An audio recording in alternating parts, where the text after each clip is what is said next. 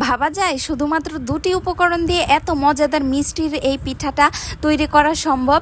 আমি যদি বলি হ্যাঁ, অবশ্যই সম্ভব। শুধুমাত্র দুটি উপকরণ দিয়েই এই পিঠাটি আমি তৈরি করেছি, যেটার ফুল প্রসেসিংয়ের ভিডিওটি আপনাদের সাথে শেয়ার করব। আশা করছি আপনাদের অনেক ভালো লাগবে। এবং এই পিঠার কথাটা কি বলবো, বানানো যতটা ইজি, খেতে ততটাই মজা। ছোট বড় সকলের অনেক পছন্দের এই পিঠা। ফার্স্টেই আমি কিছু শুকনো চালের গুঁড়ি আমি হালকা করে একটু টেলে নিচ্ছি। যেহেতু এগুলো ফ্রোজেন ছিল, এর জন্য ভাবলাম একটু হালকা করে টেলে নেই। জাস্ট 2-3 মিনিটের মতো হালকা করে আমি ভেজে নিয়েছি। আমার চালের গুঁড়িটা ভাজা হয়ে গিয়েছে।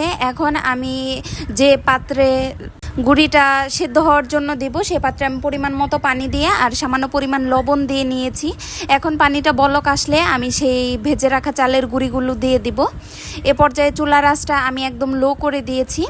এখন আমি হালকা করে একটু নেড়ে দিয়ে ঢাকনা দিয়ে ঢেকে দেব। ঢেকে রাখবো প্রায় 2-3 মিনিটের মতো। এই তো আমি এই ফাঁকে একটু ঠান্ডা করে আমি গুঁড়িটা ভালো করে মথে নিয়েছি। আর এখন এই ফাঁকে আমি নিয়ে নিচ্ছি 1 কাপের মতো গুড়। এই গুড়গুলো আমি হালকা করে পরিমাণ মতো একটু পানি দিয়ে ভালো করে একটু জাল করে একটু ঘন টাইপের শিরার মতো করব, যাতে পিঠাটা এটাই দিতে পারি।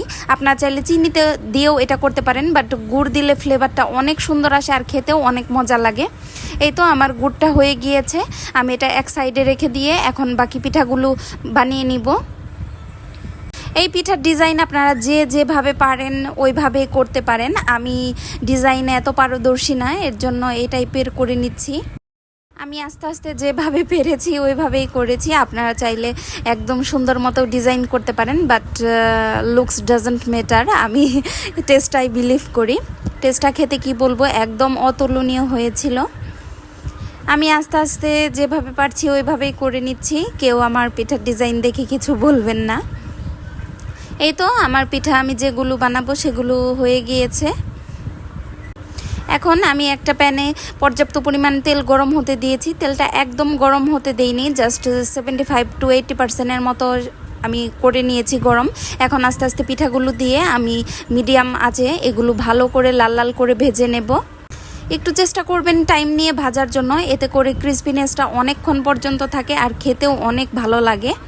আমি মিডিয়াম আঁচেই বেশ অনেকটা সময় নিয়ে ভেজে নিয়েছি পিঠাগুলো। এখন আমি আস্তে আস্তে পিঠাগুলো উঠিয়ে ডাইরেক্ট আমি সেই গুড়ের শিরার মধ্যে দিয়ে নিব।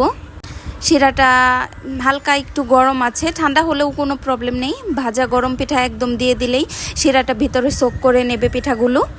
আমি এভাবে আস্তে আস্তে বাকি পিঠাগুলো দিয়ে ভেজে নেব। আর এ পর্যায়ে সুন্দর একটা স্মেলও আসতেছিল ভাজার পর, যেহেতু আমি গুড়ের শিরাতে দিয়ে নিয়েছি আর গুড়ের তো নিজস্ব একটা স্মেল আছেই। এই তো লাস্ট ব্যাচগুলো আমি ভেজে নিয়েছি।